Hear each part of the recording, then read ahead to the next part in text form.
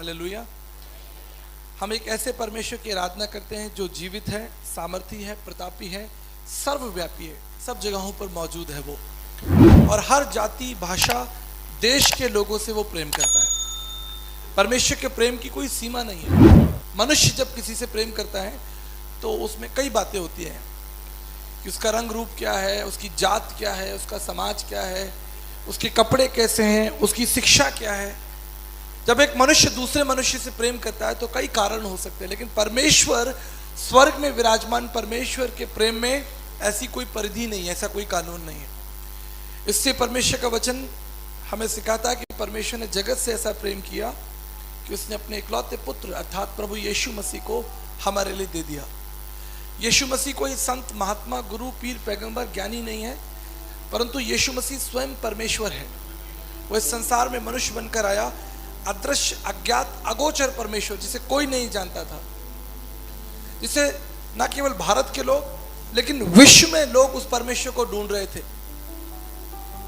केवल भारत में नहीं, पंजाब में ही नहीं, राजस्थान में नहीं, पूरे विश्व में, Africa, China, Japan, Italy, Holland, पूरे विश्व में लोग उस परमात्मा का दर्शन करना चाहते थे, उसे जानना चाहते थे, उसे समझना चाहते थे, उसके उस रहस्यों को कि वो परमेश्वर कौन है। और हजारों सालों से यह रहस्य था कि वो परमेश्वर कौन है। लेकिन बाइबल बताती है कि जब समय आया, परमेश्वर ने अपने आप को संपूर्ण मानव जाति के ऊपर प्रकट कर दिया। और वो परमेश्वर आपसे प्रेम करता है, वो आपकी चिंता करता है। बाइबल बताती है कि वो परमेश्वर, यिर्मयाह उसके 10 अध्याय उसके 10 पद में लिखा है कि वो परमेश्वर जीवित है। आप किसी मरे हुए परमेश्वर की आराधना करने के लिए बुलाए नहीं गए। जो जीवित है वो आपकी प्रार्थनाओं का उत्तर देगा। जो जीवित है वो हाथ बढ़ाकर आपके आंसुओं को पोंछ सकता है। एक बार एक व्यक्ति था जिसकी मृत्यु हो गई, तो यह खबर जब दूसरे व्यक्ति को पता चली कि मेरे जानकार की मृत्यु हो गई है, तो वो दौड़कर उसके घर पहुंचा और वहां शोक सभा चल रही थी, उसकी डेड बॉडी रखी हुई थी। अब वो जोर जोर से ऊंची ऊंची चिल्लाने लगा कि इससे कहो कि मेरे 3 लाख रुपए दे, ये मर कैसे गया। इससे कहो कि 3 लाख रुपए जो इसने मुझसे कर्जा लिया था वो वापस करे। लोगों ने कहा जी अब तो ये मर गया, अब क्या है, आपको 3 लाख रुपए कर्जा वापस करेगा। बोले नहीं, इसने मुझसे 3 लाख रुपए का कर्जा लिया था, ये मर गया। उसने कहा इसके साथ इसका वो कर्जा भी चला गया, हमें नहीं मालूम, हम इसके बारे में कोई जानकारी नहीं हमको। जो मर गया है वो आपके आंसू नहीं पहुंच सकता, आपका कर्जा नहीं भर सकता। इसलिए पवित्र शास्त्र, बाइबल का जो वचन है वो स्पष्ट है कि परमेश्वर जीवित है और उसने आपको अपनी संगति में बुलाया है कि आप भी जीवन पाओ। उसके पास जीवन है, उसके पास जीवन है और उसने ये जीवन आपको देने के लिए बुलाया है।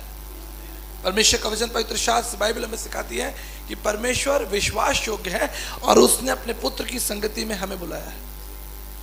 आज ये निमंत्रण केवल आपके लिए नहीं है, लेकिन पूरे विश्व के लिए निमंत्रण है।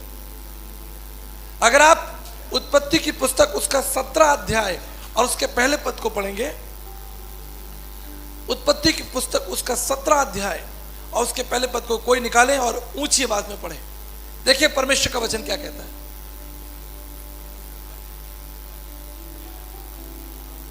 पढ़िए, किसी को भी मिल जाए, ऊंची आवाज में पढ़िए। उत्पत्ति उसका 17 अध्याय पहला पद पढ़िए। जब अब्राहम 99 वर्ष का हो गया,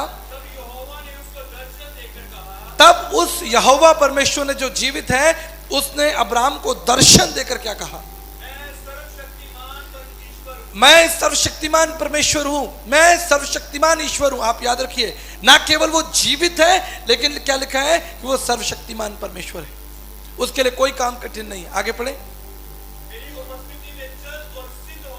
और मेरी उपस्थिति में चल और क्या हो जा, सिद्ध हो जा।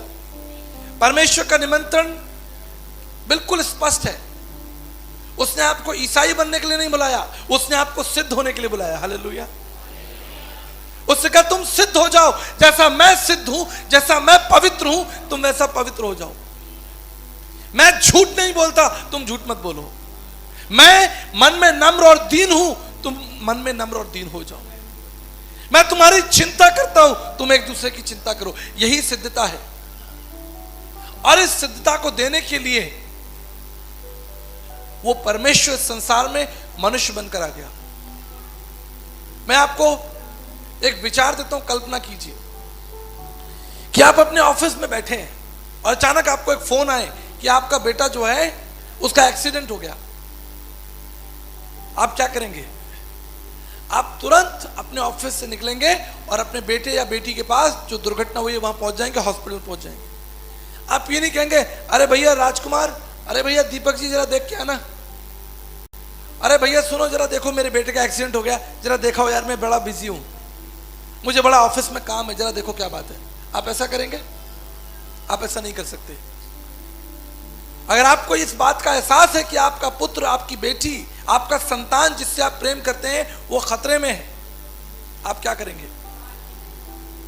मेरे सामने की एक घटना मैं आपको बताता हूं। मैं एम्स हॉस्पिटल में एक जवान बच्चे के लिए प्रार्थना करने गया था। उसको ब्रेन हेमरेज हुआ था दिल्ली के एम्स हॉस्पिटल में। और मैं प्रार्थना करके बाहर निकला और मैंने क्या देखा कि वहां पर एक बुजुर्ग व्यक्ति है और उसके बेटे का एक्सीडेंट हुआ, बाइक पर, मोटर बाइक पर एक्सीडेंट हुआ और पूरा खून से सना हुआ उसका सर फटा हुआ है। बड़ी भारी एक्सीडेंट हुआ था उसका। और मैंने क्या देखा कि उस व्यक्ति ने, जिसके बच्चे का एक्सीडेंट हुआ था, उसने अपने सर डॉक्टर के कदमों में रख दिए, डॉक्टर के पांव पकड़ लिए। कहा डॉक्टर साहब मैं अपना सब कुछ बेच दूंगा, मैं अपना सारा जीवन दे दूंगा, बस मेरे बच्चे को बचा लो। मैं वहां पर खड़े होकर देख रहा था कि हो क्या रहा है, वहीं मेरे सामने ही हो रहा था। मैं बड़ा हैरान हो गया। उस पिता के आंसुओं को देखकर मेरा हृदय विचलित हो गया। पिता फूट फूट कर रो रहा है। उसने अपना सर डॉक्टर के कदमों में रख दिया कि डॉक्टर साहब आप मेरे प्राण ले लो, मैं अपना जीवन सब कुछ देने को तैयार हूं, लेकिन मेरे बच्चे को बचा लो। डॉक्टर साहब रो रो कर उसने पूरा हॉस्पिटल जो है सर पर उठा लिया। 5-7 आदमी उसे समझाने लगे, अरे डॉक्टर आप चिंता मत करो, सब ठीक हो जाएगा, लेकिन वो डॉक्टर के पांव पकड़ा रहा। आप जानते हैं जब ये दृश्य मैंने देखा, मैं वापस आईसीयू में गया और मैंने बोझ के साथ उस जवान लड़के के लिए प्रार्थना की। मैं पहले प्रार्थना कर चुका था, लेकिन ये दृश्य देखने के बाद मैं वापस हॉस्पिटल में आया, अंदर आईसीयू में, और मैंने बोझ के संग प्रार्थना की। मैंने कहा प्रभु इस लड़के को जीवन दे दो, मैं चाहता हूं कि आप इसे जीवन दे दो। एक पिता का हृदय। यद्यपि वो बेटा मेरा नहीं था, मेरी कलीसिया के एक जानकार का था, लेकिन एक पिता का हृदय, क्योंकि मैं भी एक पिता हूं, मेरी भी 2 बेटियां हैं। उस पिता के हृदय के अंदर एक बल आया, एक शक्ति आई। मैं वापस गया, मैंने कहा प्रभु इस बच्चे को भी बचाओ और उस बच्चे को जिसका एक्सीडेंट हुआ उसको भी बचाओ। आप जानते हैं मैं परमेश्वर का धन्यवाद देना चाहता हूं। अगले दिन जिस बच्चे को ब्रेन हैमरेज हुआ था वो ठीक ठाक होकर बाहर आ गया। और वहां पर मैंने एक वार्ड बॉय था, उसका नंबर लेकर उससे कहा कि मुझे खबर बताना वो लड़का जिसका एक्सीडेंट हुआ उसकी तबीयत कैसी है। और मैं परमेश्वर का हाथ उठाकर धन्यवाद करना चाहता हूं कि प्रभु ने उसके प्राणों की भी रक्षा कर ली। इस घटना से मैंने और आपने क्या सीखा? इस घटना से मैंने आपने यह सीखा कि हम अपने बच्चों को, अपनी संतान को जिसे हमने पैदा किया है, हम उसे दुविधा में, संकट में, मृत्यु में नहीं छोड़ सकते। अगर हम संसारिक मनुष्य होकर ऐसा सोचते हैं तो वो स्वर्गीय पिता हमें संकट में और अंधकार में क्यों छोड़ देगा, हमें मरने के लिए क्यों छोड़ देगा? इससे परमेश्वर का वचन, पवित्र शास्त्र बाइबल कहती है कि उसने अपने स्वर्ग के सिंहासन को छोड़ा और इस पृथ्वी पर मनुष्य बनकर आ गया और 33.5 साल तक जो अज्ञात, अगोचर, अदृश्य परमेश्वर था, जिसे कोई नहीं जानता था, जिसे शब्द कहा गया, जिसे वचन कहा गया, वो परमेश्वर इस संसार में देह धारण कर कर रहा 33.5 साल तक। और आपको एक बात बताता हूं, जैसा मैंने पहले कहा था कि उसका प्रेम, और उसकी शिक्षा की कोई सीमा नहीं है। सीमा तो इंसान लगाता है ना, ये पंजाब है, ये राजस्थान है, ये पाकिस्तान है, ये हिंदुस्तान है, ये चाइना है। आप कल्पना कीजिए कि एक पिता जिसके 5 बेटे हों, कल्पना कीजिए, सोचिए, एक पिता उसके 5 बेटे हैं और उसने एक बड़ी कोठी बनाई, बड़ा घर बनाया और 5 बेटों को एक एक कमरा भी दिया और एक बड़ी सी किचन बनाई और एक बड़ा सा लिविंग हॉल बनाया कि मेरे 5 बेटे जो हैं वो यहां पर बैठे खाएं और मेरे साथ संगति करें। पिता का घर है वो, उसमें कोई दूरियां नहीं हो सकती। लेकिन अगर पिता उस संसार से चला जाए, मर जाए, तो वो 5 बेटे साथ नहीं रह सकते। वो पता क्या करेंगे, उस कोठी को बेचेंगे, अपना अपना हिस्सा लेके निकल जाएंगे। लेकिन पिता की इच्छा क्या थी? पिता की इच्छा ये थी, वो घर इसलिए बनाया गया था कि वो बेटे साथ में रहे। ये घर तो एक उदाहरण है, आज पृथ्वी पर भी यही हो रहा है। सबने लकीरें खींच दी हैं, ये है। और जिस दिन उस पिता को गुस्सा आ गया तो आप जानते हो क्या करेगा? आपको मालूम है वो परमेश्वर क्या कर सकता है? वो सारी दीवारों को ढा सकता है। और आप जानते हैं उसने दीवार को ढा दिया। बोलो हालेलुया। मैं आपको बताता हूं कैसे उसने दीवार को ढा दिया। बस अब पतली पतली लकीरें रह गई हैं, दीवारें उसने ढा दी। आज पूरे विश्व में कहीं चले जाइए, पूरे विश्व में वहां मानचित्र लगा हुआ है, पूरा बीच के अंदर, उधर भारत का नक्शा, उधर विश्व का नक्शा। आंख बंद कर आप हाथ रख दीजिए, दुनिया के किसी देश में, किसी गांव के अंदर हाथ रख दीजिए, आपको वहां पर परमेश्वर के पुत्र प्रभु यीशु मसीह के आराधक मिलेंगे, उसको प्यार करने वाले मिलेंगे। दुनिया के 195 नेशंस है वहां पर, 195 देश है वहां पर, कोई ऐसा देश नहीं है। सब भाग चुके थे, बढ़ चुके थे, सब बढ़ चुके थे। लेकिन जब परमेश्वर ने अपने पुत्र यीशु मसीह को संसार में उतारा, आज देखो पूरे विश्व में हम जब किसी को नहीं भी जानते हैं, मैं जाता हूं Africa, Japan, Korea, America, England, वहां के लोग मुझे लेने के लिए आते हैं। जिन्होंने मुझे कभी नहीं देखा वो लोग मुझे लेने के लिए आते हैं। मैं हिंदुस्तान में यात्रा करता हूं, रायपुर, हैदराबाद, बंगाल, बिहार, हिमाचल, पंजाब, मैं आपको नहीं जानता, आप मुझे नहीं जानते, मिले कभी, लेकिन फिर भी हमारी एक ही आत्मा है। हालेलुया। ये आत्मा, ये सामर्थ कहां से आई? ये हमें स्वर्ग से दी गई है। उस यीशु मसीह ने हर जाति को, हर भाषा के बोलने वाले लोगों को एक कर दिया। अलग अलग भाषा बोलने वाले लोग, अलग अलग व्यवहार के लोग, छोटे पतले, नेपाल चले जाओ, अफ्रीका चले जाओ, जापान चले जाओ, कोरिया चले जाओ, टर्की, स्पेन चले जाओ, आपका स्वागत होगा। जैसे उन्हें पता होगा कि आप मसीह के शिष्य हैं, जैसे उन्हें पता चलेगा आप मसीह के शिष्य हैं, आपका स्वागत होगा। अपनी अच्छी चीजें लोग आपके संग साझा करेंगे, अपना भोजन रखेंगे। मैं इंडोनेशिया गया था कई सालों पहले, आज मैं किसी को गवाही दे रहा था। मैं इंडोनेशिया गया पहली बार, फर्स्ट टाइम जब मैं इंडोनेशिया गया, वहां के गवर्नर और उनका परिवार मुझे लेने के लिए आया। मैं तो उन्हें जानता ही नहीं था भाई, मुझे क्या पता वो गवर्नर साहब हैं। किसी ने कहा कि सर ये हमारे गवर्नर साहब हैं। मैंने कहा अच्छा प्रभु आपको आशीष दे। वो अपने घर ले गए, मुझे अनजान व्यक्ति को ले गए। क्यों? क्योंकि आत्मा एक था, वो है स्वर्ग से दिया गया आत्मा। उस यीशु मसीह ने पूरी दुनिया को एक कर दिया। कहीं चले जाओ आप, कहीं चले जाओ आप, राजस्थान आओ, हमारे यहाँ राजस्थान में आओ, आपको जब पता चलेगा कि भाई आप मसीह विश्वासी हो, आपको आदर के साथ घर ले जाएंगे। अनजान लोग।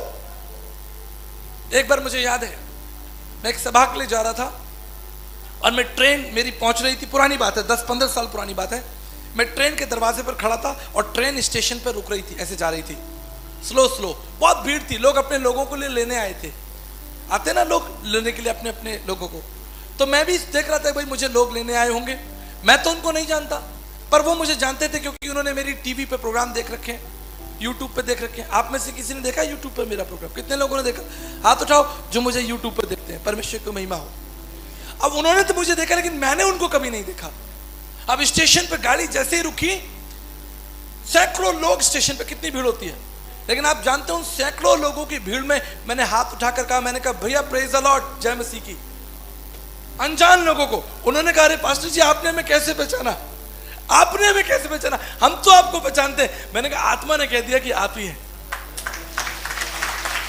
अब समझने में क्या कह रहा हूं? उस यीशु मसीह ने दीवारें हटा दी। पास्टर साहब कोरिया गए थे, मालूम है इनको? नहीं बताया आपने? सीक्रेट मिशन था। अरे एक पंजाब से व्यक्ति जा रहा है और कोरिया के लोग उसका स्वागत कर रहे हैं। खाना खिलाया आपको? रुको, खाना खिलाया आपको?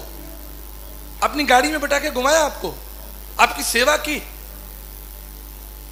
जिन्हें कभी नहीं देखा, जिन्हें कभी नहीं जानते ही नहीं, पहली बार मिले होंगे शायद, उन लोगों ने इनका स्वागत किया। यीशु मसीह ने सारी दीवारें हटा दी।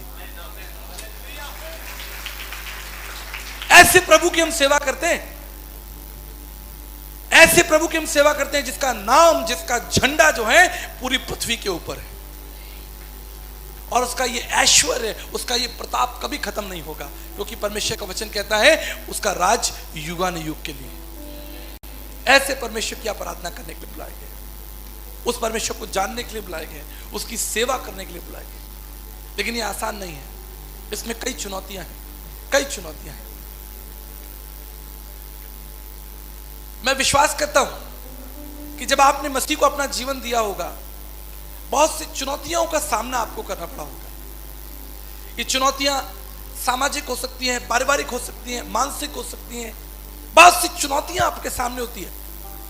आप जानते हैं परमेश्वर ने स्वर्ग के सिंहासन को छोड़ा, ये बहुत चुनौतीपूर्ण बात थी। अरे अभी मैं ऊपर बैठा हुआ था, जब आपको एग्जांपल देता हूं, जस्ट बड़ा अच्छा एसी ठंडा ठंडा कमरा था, मैं बैठा था, तो मुझे किसी ने आके ऊपर बताया भैया नीचे बड़ी गर्मी है। तो मैं सोचने लगा अच्छा नीचे गर्मी है, लेकिन जाना तो है क्योंकि संगत आई हुई है, आप सब आए हुए हैं। मैं ठंडा ठंडा एसी कमरा छोड़कर यहां आ गया। गर्मी लग रही है आप लोगों को? सही से बताना, गर्मी लग रही? लग तो रही होगी, यहाँ तो लग रही है। अभी सबने सोच लिया कि भाई पल्ला झाड़ लो। बड़ा मुश्किल है कि इंसान अपना कंफर्ट छोड़ दे, अपना आराम छोड़ दे, अपना आराम छोड़ दे किसी के लिए। क्यों छोड़ेगा अपना आराम? कोई किसी के लिए अपना आराम क्यों छोड़ेगा? बढ़िया गद्दा, एसी चल रहा है, खाना मिल रहा है, क्यों छोड़ोगे आप किसी के लिए अपना आराम? लेकिन आप जानते हैं उस परमेश्वर ने अपनी स्वर्ग की महिमा को त्यागा और इस संसार में आपके लिए आ गया। आसान नहीं था। वो इतना प्रतापी परमेश्वर, स्वर्गदूत उसकी महिमा कर रहे हैं। सुनो सुनो सुनो, ध्यान से सुनो। आइज़ाया चैप्टर 6 में लिखा है कि प्रतापी स्वर्गदूत उसकी महिमा कर रहे, उसके गीत गा रहे, पवित्र पवित्र पवित्र सेनाओं का यहोवा पवित्र पवित्र। सुनो ध्यान से, इतना प्रतापी, उसका सिंहासन बड़ा ऊंचा सिंहासन, उस पर वो बैठा हुआ है परमेश्वर, और स्वर्गदूत उसकी आराधना कर रहे हैं। और वो परमेश्वर जब मनुष्य बनकर संसार में आया, वचन कहता है, बाइबल कहती है कि उसके कपड़े उतार लिए गए, उसके मुंह पर थूका गया और उसे लहूलुहान करके क्रूस पर चढ़ा दिया गया। आप सोचो कि उसने क्या त्यागा आपके लिए। उसने अपनी महिमा को त्याग दिया आपके लिए। उसने अपने जीवन को, अपने जीवन के रक्त को, आपके लिए अपने रक्त को बहा दिया। आप कल्पना कीजिए स्वर्गदूतों को कैसा लग रहा होगा जब यीशु मसीह को मार रहे होंगे, जब यीशु मसीह के सर पर मुक्के मार, लिखा है उसके सर पर सरखंडा मारा और उसके सर पर कांटों का ताज पहना दिया और उसको ठट्ठे में उड़ाया। कल्पना करके देखो स्वर्गदूतों का गुस्सा सोचो। वो चाहे एक स्वर्गदूत पूरी पृथ्वी को नाश कर सकता था। इतने प्रतापी और सामर्थी स्वर्गदूत परमेश्वर के पास हैं, लेकिन परमेश्वर ने ये होने दिया कि उसका पुत्र हमारे लिए कुचला जाए, उसका पुत्र हमारे लिए उस दुख, उस पीड़ा को उठाए, ताकि तुम्हारा नाम जीवन की पुस्तक में हो। आज मसीह समाज के सामने जो सबसे बड़ी चैलेंज है, सबसे बड़ी समस्या है, हम आशीष तो चाहते हैं, ब्लेसिंग्स तो चाहते हैं, कार चाहते हैं। कितने लोग कार चाहते हैं? वीजा, पंजाब में तो भैया वीजे की प्रार्थना चल रही है। शाबाश, कैसा माहौल बना रखा है। वीजे की प्रार्थना चल रही है, अलग से एक मीटिंग हो रही है। जिन लोगों के वीजे रिजेक्ट हुए वो यहां आए, स्पेशली उनके लिए वीजे के लिए प्रार्थना की जाएगी। ऐसी ऐसी प्रार्थनाएं हो रही हैं। चंगाई की सभा हो रही है, सबको चंगाई चाहिए, लेकिन मसीह के लिए कोई दुख नहीं उठाना चाहता, मसीह के लिए कोई अपमान नहीं उठाना चाहता। मेरे प्रियो, आज मसीह इतिहास उठाकर देखिए, इस बाइबल को देखिए, कभी शिष्यों ने अपने आराम और सुख के लिए प्रार्थना नहीं की। आप जानते हैं उन शिष्यों ने क्या प्रार्थना की? प्रभु तेरा राज्य आए। शिष्यों की प्रार्थना क्या थी? एक ही प्रार्थना थी, लेट योर किंगडम कम। यीशु मसीह ने क्या प्रार्थना सिखाई? उसने कहा मन फिराओ और पश्चाताप करो कि तुम्हारा नाम जीवन की पुस्तक में हो। वीजा मिले ना मिले, लेकिन स्वर्ग पहुंचना है। आप जानते हैं पौलुस बड़ा बुद्धिमान व्यक्ति था, उसे बहुत ज्ञान था, लेकिन जब वो यीशु मसीह में आया तो क्या कहता है कि मैं यीशु मसीह का बंधुआ मजदूर हूं। कहता है I throw my all credentials, मैं अपनी सारी योग्यताएं कूड़ा करकट समझता हूं, क्योंकि मैंने जीवन के मुकुट को पा लिया है, जीवन के दाता को पा लिया है। आज मसीहों की प्रार्थना क्या है? हमें घर मिल जाए, हमें गाड़ी मिल जाए, हमारे बच्चे। एक साहब मेरे पास में आए, कहते हैं साहब मेरे बच्चे के लिए प्रार्थना कीजिए, वो इंग्लैंड जाना चाहता है, उसका वीजा। मैंने कहा क्या आपके बच्चे ने उद्धार पाया है? कह रहा वो नहीं मालूम। आप प्रार्थना कर दीजिए मेरे बच्चों का नीट में एग्जाम में मेडिकल पास कर। कोई दिक्कत नहीं, हम प्रार्थना करेंगे, प्रार्थना होगी, इन विषयों के लिए भी प्रार्थना संभव है। लेकिन बाइबल के अंदर जो हम देखते हैं वो कुछ और है। लिखा है दुख उठा और अपनी सेवा को पूरा कर। शिष्य जेल में पड़े, पतरस जेल में पड़ा है, पौलुस जेल में पड़ा है, उन्हें मार पड़ी है, उन्होंने अपना सब कुछ खो दिया, अपनी प्रतिष्ठाएं खो दी, अपना परिवार खो दिया, अपने बच्चे खो दिए, अपना सब वैभव राजपाट खो दिया और प्रभु यीशु मसीह के लिए दुख उठाया। आज परमेश्वर ऐसी कलीसिया के लिए प्रार्थना कर, हम ऐसी कलीसिया हमको चाहिए जो दुख उठाने पर भी विश्वास योग्य रहे। आपको मालूम है जब रोटी बट रही थी तो 5000 लोग थे, लेकिन जब क्रूस पर यीशु मसीह था तो 3 लोग खड़े थे। जब यीशु मसीह क्रूस पर था तो 3 लोग थे, जब रोटी बांटी जा रही थी तो 5000 की भीड़ थी। भीड़ नहीं चाहिए, शिष्य चाहिए जो अपना सब कुछ खोकर भी प्रभु यीशु मसीह के लिए खड़े रहे। आपको कुछ ना दिया जाए, कुछ ना दिया जाए, सब कुछ खोना पड़े, लेकिन क्या आप तब भी ईमानदार रहेंगे उस परमेश्वर के पुत्र यीशु मसीह के समान, जिसने अपना सब कुछ खो दिया, अपना सारा वैभव खो दिया, अपनी महिमा छोड़ दी, अपना सिंहासन छोड़ दिया और दुख उठाया और पीड़ा सही और प्रभु का कार्य किया। उसने क्या कहा यूहन्ना 17:4 में कि पिता मैंने तेरा कार्य पूरा करके तेरी महिमा की है। वो कार्य क्या था? वो कार्य क्या था कि मैं तेरे लिए दुख उठाऊं। आप जानते हैं वो प्याला जब यीशु मसीह के सामने आया, दुख का प्याला आया, उसने कहा प्रभु अगर संभव है तो ये प्याला टल जाए, लेकिन अगर नहीं भी टले तो तेरी इच्छा पूरी हो। मुझे ये सुविधाएं मिले ना मिले, घर मिले ना मिले, मेरे बच्चे विदेश पहुंचे ना पहुंचे, लेकिन फिर भी मैं तुझ पर विश्वास करूंगा और तेरी सेवा करूंगा। ऐसी कलीसिया चाहिए, ऐसी कलीसिया चाहिए, ऐसे विश्वासी चाहिए। प्रभु अगर हो जाए तो ठीक है, लेकिन अगर ना भी हो तो कोई दिक्कत नहीं। आज एक ऐसी कलीसिया चाहिए। मेरे प्रियो, आज मैं बहुत दूर से यात्रा करके आप तक पहुंचा हूं। मैं 25 दिन अभी यूएस में था, फिर दिल्ली उतरा, तुरंत उतरकर दिल्ली से सीधा मैं नकोदर आया, नकोदर से कल मीटिंग थी, सीधा आज ट्रैवल करके यहां आ गया। आज लगभग 3 महीने हो गए मैं अपने घर नहीं गया हूँ, बच्चों से नहीं मुलाकात हुई, ना खाने का समय ना पानी पीने का समय। मेरे जो टीम है वो जानती है, इनसे पूछो आप, ये बैठे हैं यहाँ पर, दौड़ दौड़ कर हम खा रहे हैं, दौड़ दौड़ कर पी रहे हैं, भाग रहे हैं, प्रभु के लिए दुख उठा रहे हैं, ताकि हजारों लोगों तक परमेश्वर का संदेश पहुंच जाए और हजारों लोग उस परमेश्वर के पुत्र यीशु मसीह को जान जाए। क्योंकि ये दुख जब हम उठाएंगे तो बहुत सी आत्माएं बचेंगी।